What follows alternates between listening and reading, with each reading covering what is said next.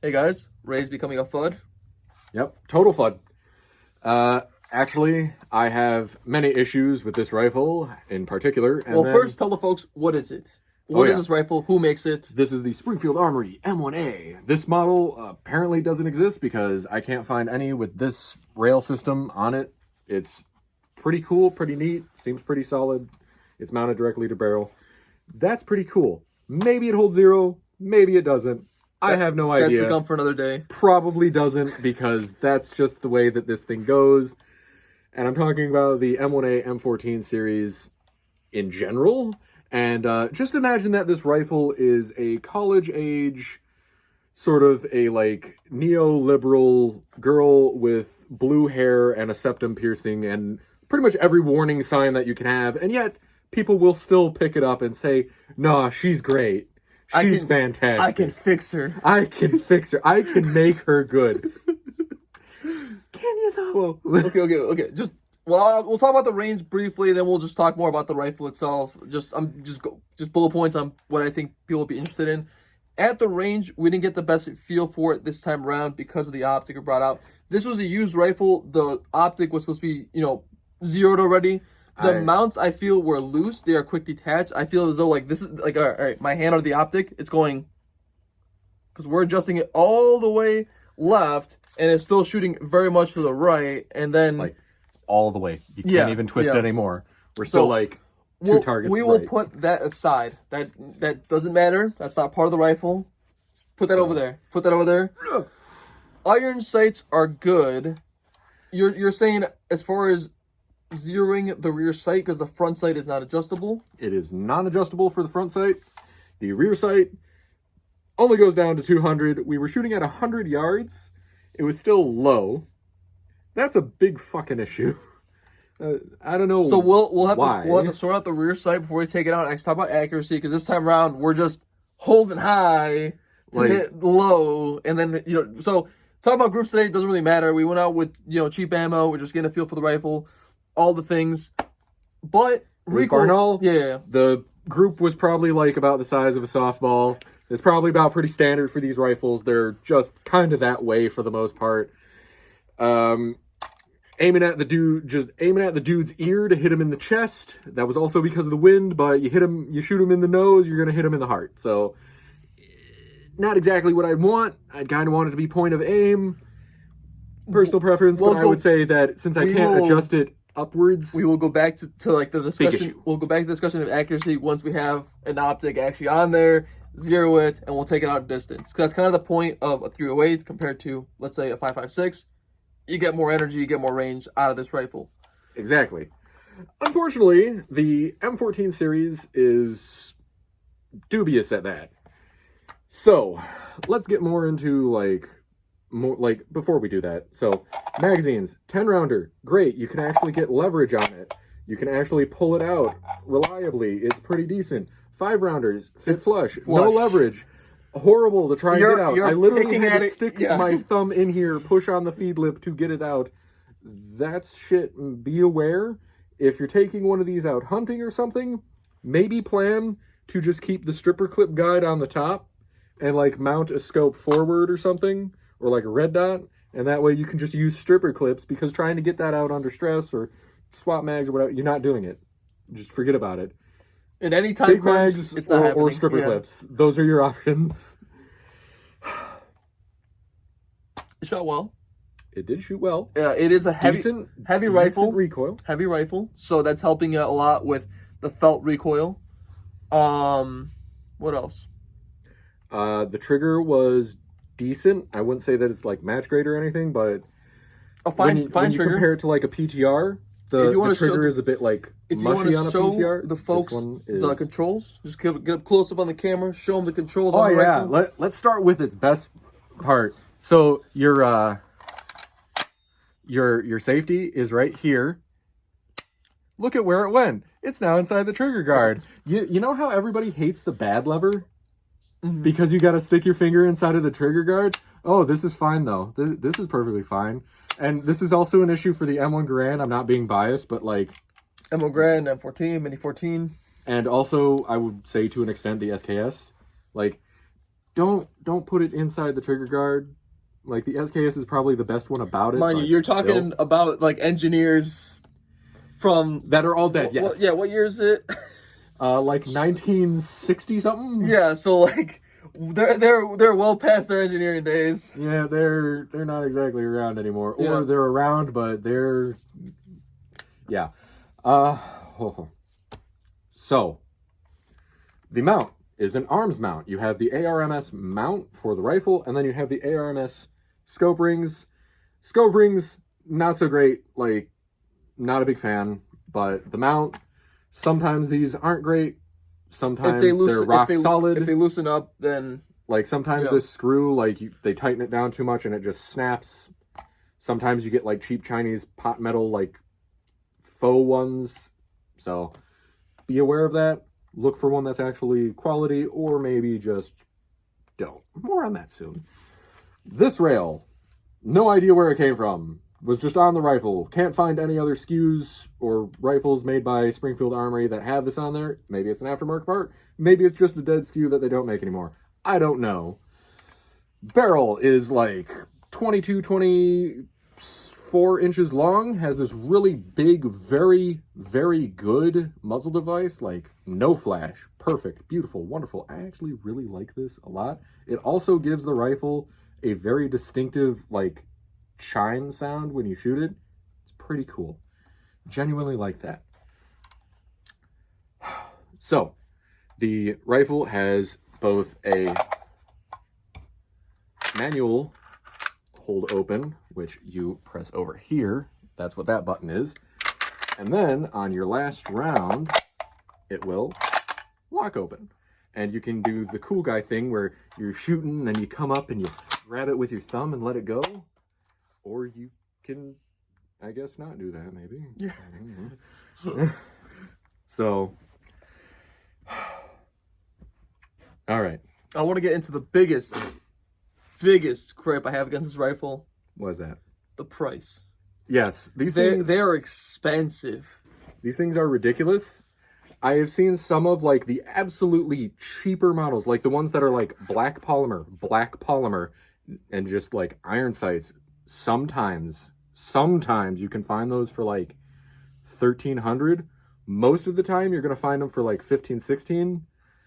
This one, I did some searching and I found some that were set up similar. Some, like, I was mostly looking for ones with this rail that had the same barrel length. People customize them to all sorts of shit, and generally they're like $16.99 for like the bare bones one on most sites. And then for this one, it's like 2,000 plus. So big gap. And then there's the other models. Should I get into that one now, or? You don't have to get into everything now. I just want a good overview of the rifle. Obviously, people tuning in already know what the rifle is. Maybe they're like, why did you pick it up? You know, so, like why this rifle? Why you? It was mostly convenience. Friend of mine, he had one, and he was like, "Hey, would you like it? I know you're into goofy bullshit and just guns in general. Yep. Like you love everything." And I was like, "Yeah, sure, why not?" And I got it for a pretty decent price. Came with a bunch of mags and a scope and everything. So I was like, "All right, pretty cool. Just take it out, shoot it, do a review, and see how much I like it." And I personally wanted a M1A and M14, mostly because of the historical reasons. I originally wanted one that was just like wood furniture, just bare bones, just classic rifle. You told me you bought one, that's where my mind went. I thought you're gonna show up with just wood furniture, traditional, like, oh, we go with iron sights to the range, and you show up with like blacked out rifle, big old scope on it. I'm like, oh, not what I was expecting, but okay. And I kind of got the plan, mostly because of the Grantham video where he had like Randy Sugart's sort of rifle. And I did buy a fiberglass stock before I really knew what I was getting, because dude was like, "Hey, do you want this?" And he told me what it had, and I was like, okay, it already has the mount, it already has a scope, maybe I'll take the scope off, throw a red dot on it, throw it in the fiberglass stock, paint it up, and there you go, Randy Sugart's rifle. An incredibly cheap, tasteless copy of Grantham's rifle that he spent like $3,000+ on. Yeah. What if you did it on a budget? So, that obviously isn't really working out too hot. The sighting issue aside, it's like, I don't really want to just start stripping it apart. All that, it's kind of one of those like sunk cost fallacies. Where you keep on throwing money into something, when you could just like abandon it, start over. If I was to pick one of these up, I would look for something used and be like, all right, I spent $1,200 on it. I look to upgrade it, then change the furniture, add an optic, or just do whatever I want to do with the rifle. Instead of like, oh, I'll go look at someone's pre-built rifle because it like this is just not going to be to my liking. Exactly. That's kind of what you got. You know, is that what you're trying to say, or is it like off mark? No, that's totally what I'm saying. Because it's like, if I go through Fulton like Grantham did, I could get the action, and then I could get the trigger group, and then I could just throw it into the stock that I already have. Because I'll be honest with you, this looks good. When I see it, mind you, I'm going to the Mini 14, so it's like this is child. When I look at the Mini 14, and that's like in like the cheap Tapco furniture, I'm like, that's gross. But you see this. But this looks good. Like, it's mostly because of the stock, I think, because the Tapco stocks are absolutely just... But that's what I see. I watched... This looks fairly... Like, it's the lines, really. The lines on it look classic, but you know everything that makes it up is modern. Well, watching Ozark, and the sun pulls out a Mini 14. I could barely recognize it underneath that gross furniture. It's Tapco time. Oh, no! It's like that, yeah. But staying focused, guys. The rifle is very nice. If I tell like, oh, it's $2,000 nice, or it's the best 308 out there, because you also have an AR-10, and I would put that as far as like you going out to buy a 308, I would put that at the top. And then if I want something more, not even more accurate, like if I'm like, oh, I specifically want something for hunting or something for the range, I can get like a bolt action 308. Well. But ammo's where available. Where do I even start? I'm all over the place. I'm all over the place. But I'm saying ammo's available. You can literally have all 3 rifles. You can have 10 308 rifles. It really doesn't matter. It's all up to you. But I'm saying if I was to add this one into the 308s I own, what purpose do I have for it specifically? Because you're saying they're not very accurate. No. Then it's as far as like reliability. Mind you, I'm not no with an asterisk. Yeah. But I'm saying I can explain. We're not doing ice tests. We're not doing mud tests. I'm saying I'm taking this range and talking 308. I'm not really putting this as a home defense role. I'm putting this like in what would be like a hunting, target shooting. And you know, if Russia drops some paratroopers, what am I grabbing first? I don't think it's gonna be this. No. So let me start. Go ahead. You have the floor. Let me start at the beginning. So in the 1960s. We adopted not this iron sights. It had right here, there was supposed to be a stripper clip guide. This mount slides into that. Where this one stripper clip guide is, lost time. So this wood stock, no rail on the upper handguard, just wood furniture and iron sights. Classic battle rifle, but... And that came from... Here's the issue. You're missing the parent. It's 1965, 1967, sometime in there. The G3, the FAL, they already exist. At this point, NATO was asking us, hey, we'd really like to standardize on the FAL and have everybody adopt that in like 280 British or some sort of a moderately intermediate cartridge. We were like, no, the cartridge has to be 30 caliber. And also, we already invented the cartridge, it's 308. Okay, we'll all adopt the FAL in 308. Now we're going with this. And it's just, why? Which, like on paper, as far as like, why? Like, all right, M1 Grand, M1 clip, less capacity, this, you're bumping capacity. And the idea is the way it's like weights, how much ammo can the troop hold? And it's just, that's the not thought, even. That's the thought process. Like, not even. You don't even know. So, when this thing is adopted, it is already obsolete. Technically, all of the battle rifles, the second they're invented, they're already behind the curve. Remember, the AK-47 was invented in 1947. It was already in general issue by this time. China was pumping them out and sending them to every communist nation on the east side of the Iron Curtain. The assault rifle era has already begun. In 1955, the Armalite rifle series has already begun, and by the time that this thing is being picked up, the United States Air Force, I believe at that time, had already placed an order for the 601 carbines, which was basically, imagine an M16, but it has green furniture, no forward assist, and no brass deflector. So this thing is so behind the curve. Like, the G3 and the FAL have a pistol grip. The FAL has a last round bolt hold open. You can drop the bolt with the push of a button, and they all take 20 round magazines standard. Reason we got this was a few reasons. None of them were very good. First one is, you always prepare for the war that you were in the last time, and technically we were preparing for the war 2 wars ago, because between Vietnam and World War II, there was also Korea, Yeah. which Korea doesn't get talked about nearly enough. That war was absolutely ridiculous. Imagine a bunch of, like, you take a bunch of soldiers from 1945, you throw them on top of a hill in North Korea, and then you just send wave after wave of North Korean, Chinese regular, troops after them, shooting AKs over their head, marching up the hill, and then these guys have to just mow them down with Thompsons and M1 Garands. Absolutely brutal, ridiculous.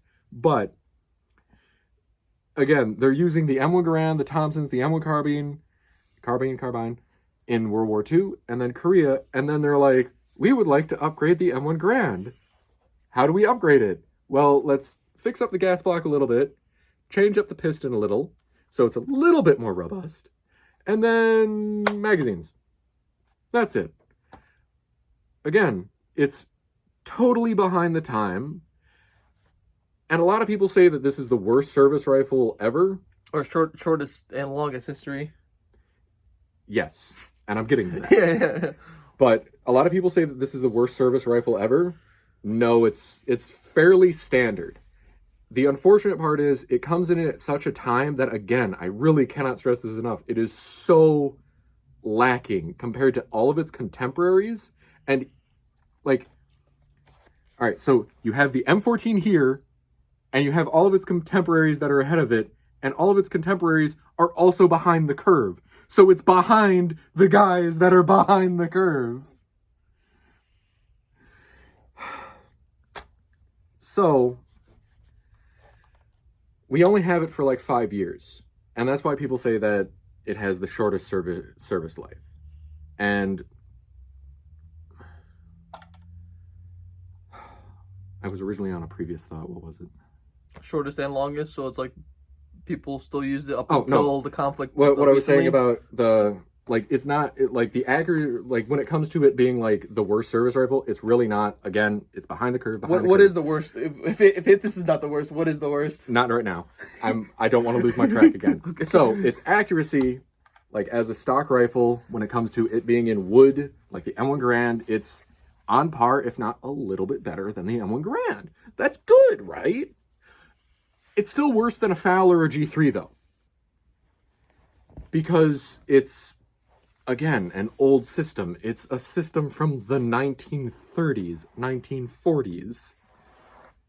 It's old, it's dated. You really can't do that much with it from, like, a mass-producing sort of a standard to make it really good. So it gets, like, 2.5 to, like, 4 MOA out of the box.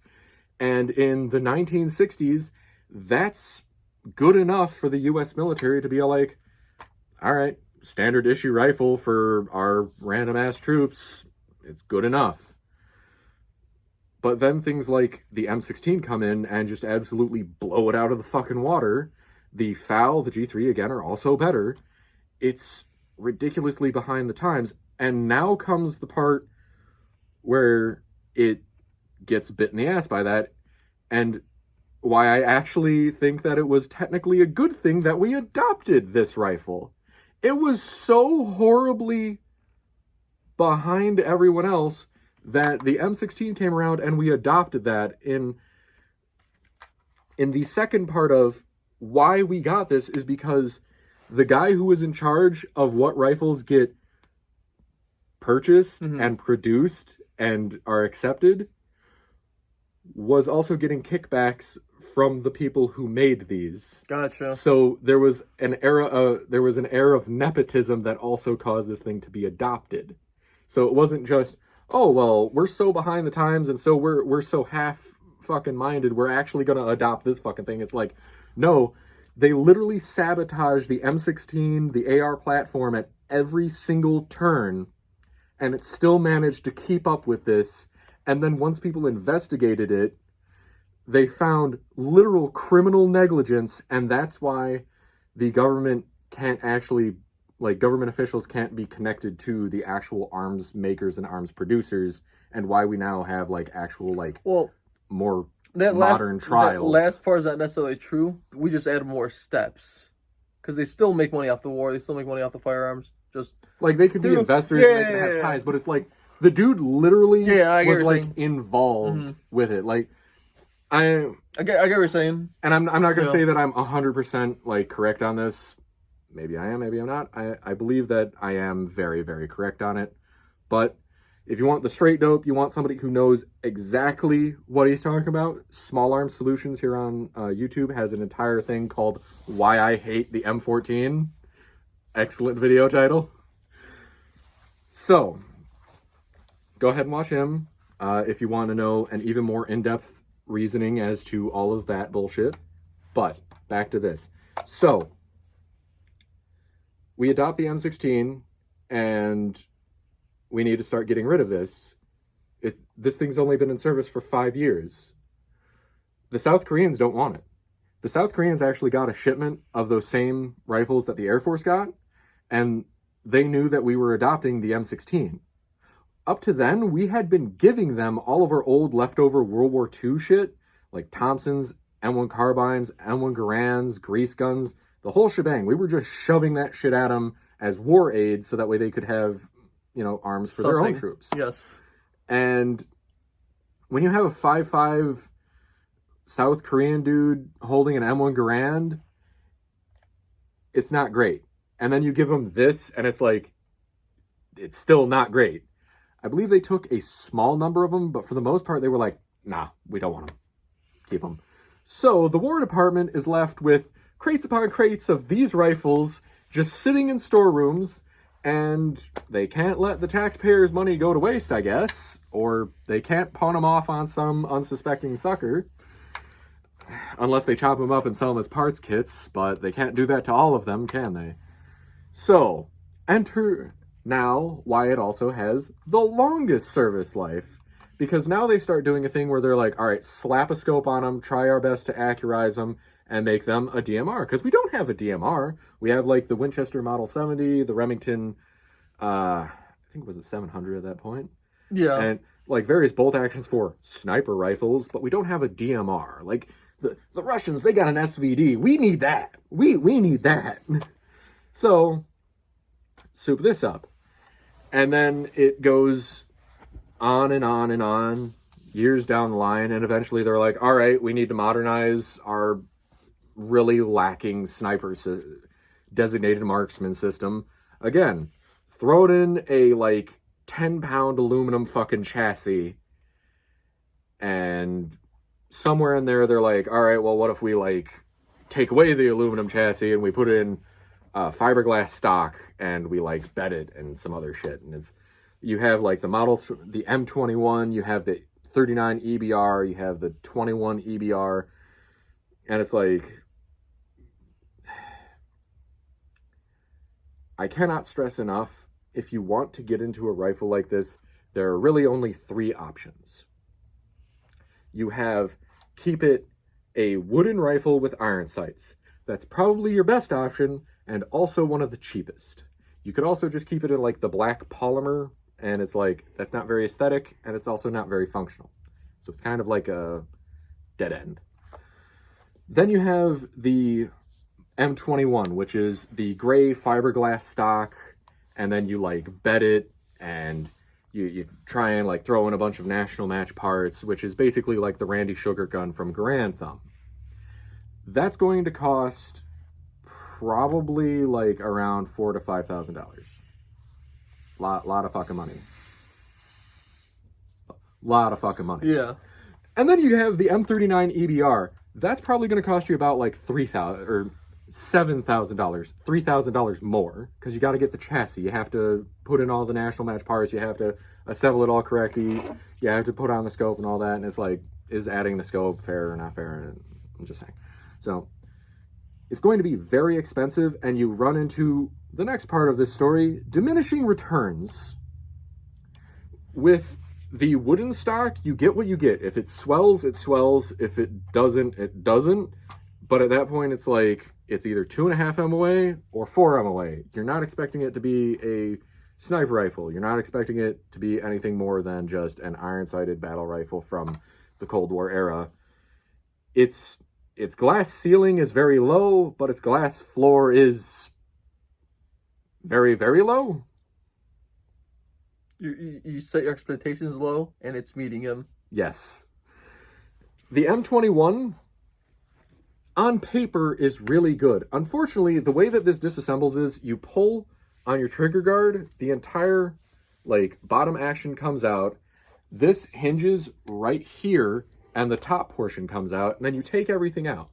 Every time you take out this upper portion from the stock, you loosen your tolerances, and so you get more and more shift, you get more and more play, and your point of impact will start to shift all over the place. So you now need to re-sight in on where your gun is going to hit. And eventually, you just have a wandering POI that just goes wherever the fuck it feels like it.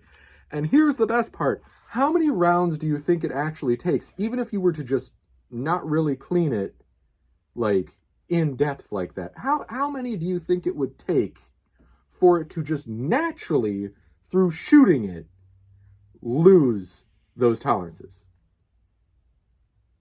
I'm not sure. I really don't know. 2,500 rounds. 2,500 rounds. That's really not a lot. Yeah. From a designated marksman perspective, that's tolerable, but from like literally any other idea, that's actually just fucking tragic. So then you have the M39. Now you have a 22, 23 pound rifle that's covered in aluminum, costs as much as an HK 417, but does half as good of a job in every single aspect. Again, diminishing returns. And there are people that will swear by it. There are people that will say that they love it. And to that, I will say... You'll say they're wrong. I will say... No, I'm messing with you. Basically, not necessarily. Basically, it's... But kinda. It's a cool rifle. Hold on, I just got one. like one Okay, little go thing ahead. So, when it comes to that, I will simply say, if you see this rifle, you acknowledge all of its flaws, and you still like it, that is perfectly fine.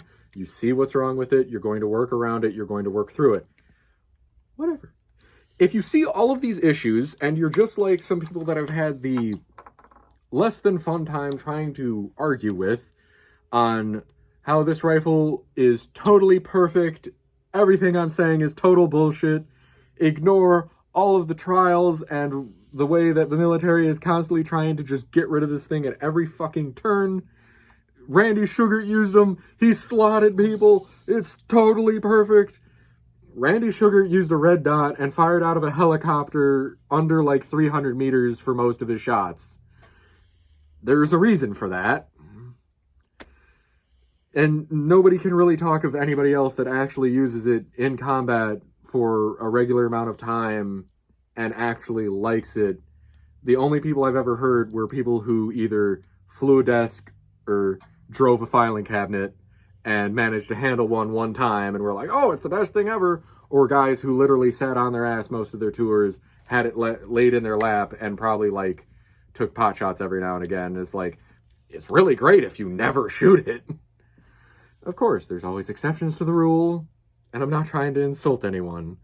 I'm just saying, if you arbitrarily believe that this rifle is somehow super magnificent, despite every single thing, every single person who has ever had any amount of time on it, say it's not that great. I bet you if Randy Sugar could have been handed any modern, like, if I could go back in time and give Randy Sugar an AR-10 from Aero Precision, I bet he would have liked that better than his rifle.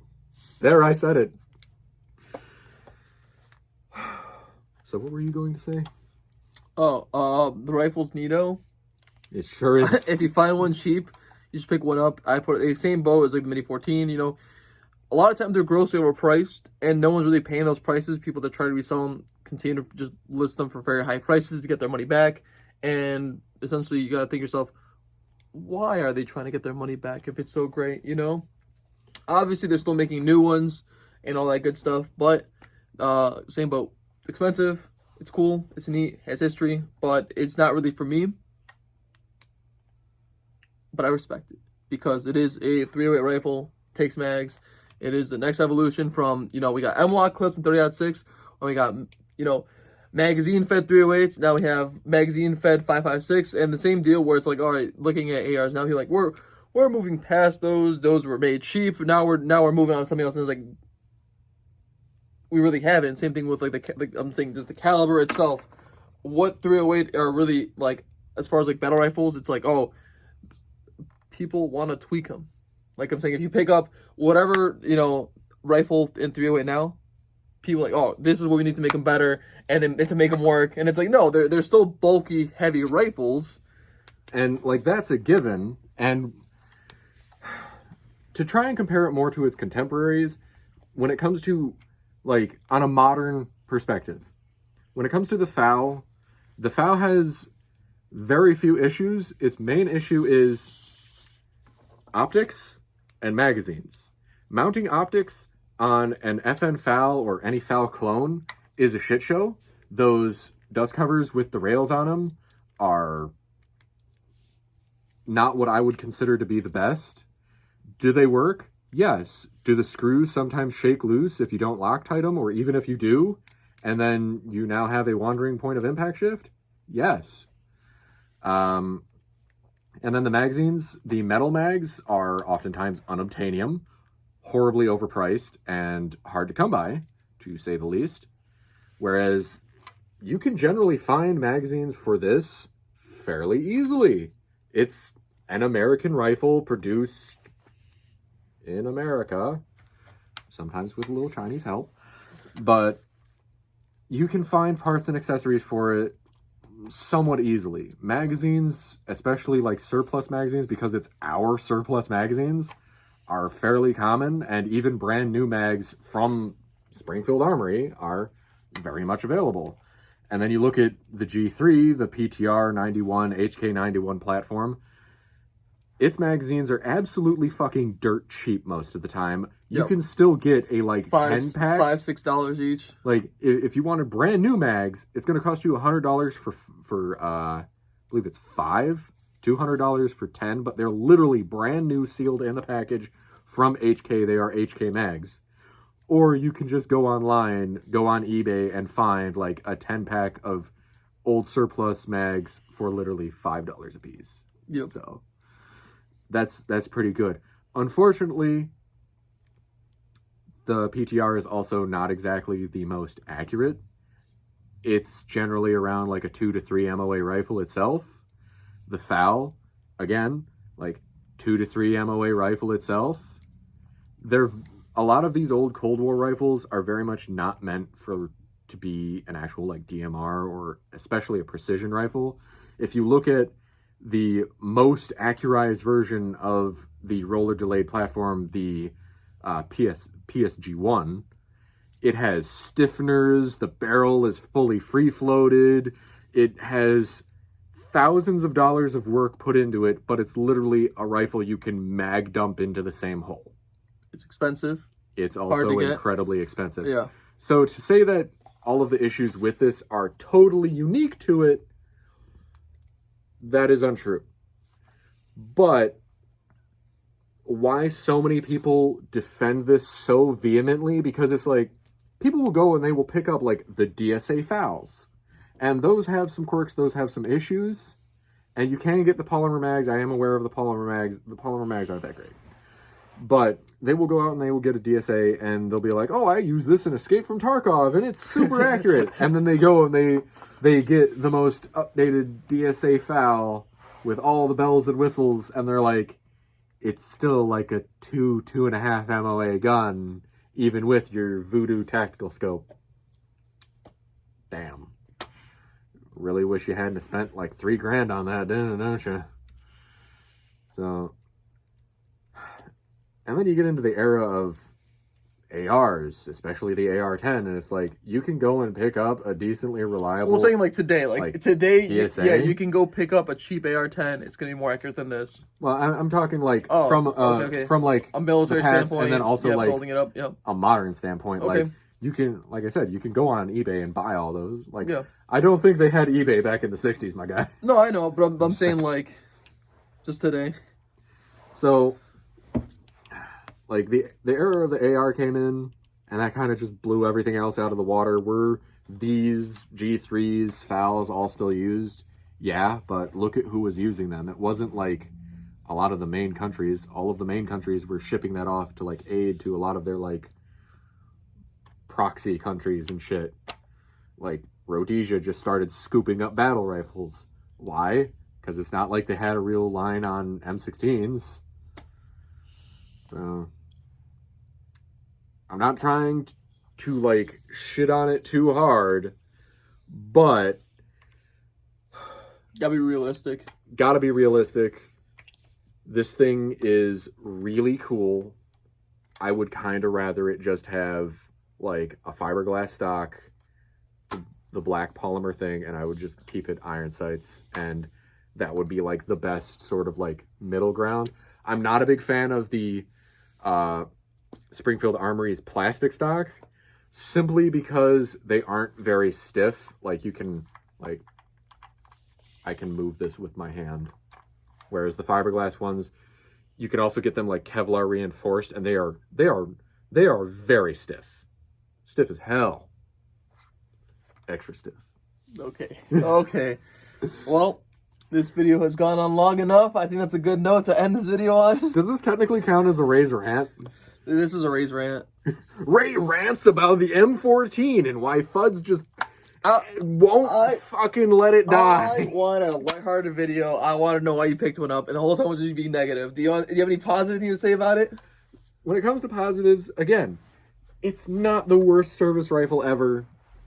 It's just a horribly out of time service rifle. Yeah, you still won't tell us what is the worst service rifle. The worst service rifle. Mm-hmm. The L85. Specifically the first one, to an extent the second one. The third one, the L85A3, to my knowledge was okay, but it's still a bullpup and it's still fucking trash. It's also English, and fuck those guys. That's reason enough to hate it. Alright. Wakfalalia. Well, thank you guys for watching. Again, we'll take it back out of the range, put a scope on it, and we'll see how accurate it is. Go to 100 and go beyond. At 100, if it's like, all right, it's a 2-inch group, you know, it won't be a huge surprise. If it opens up a lot, it'd be like that means there's more issues to the rifle because, again, it is used. So how many rounds have really been put through it? We don't know. Nobody knows. No one will ever know. All right. Thanks for watching. Thank you for watching. Please don't take this too seriously.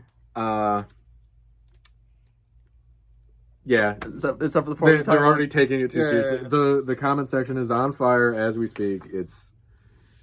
Oh, the Fuds showed up. I trained with this back in Vietnam. I trained with it in the 80s. It's more accurate than you are. You're just not good. Cope, seethe, project. You're going in my cringe compilation. All right. All right. Thanks for watching. Have a nice day.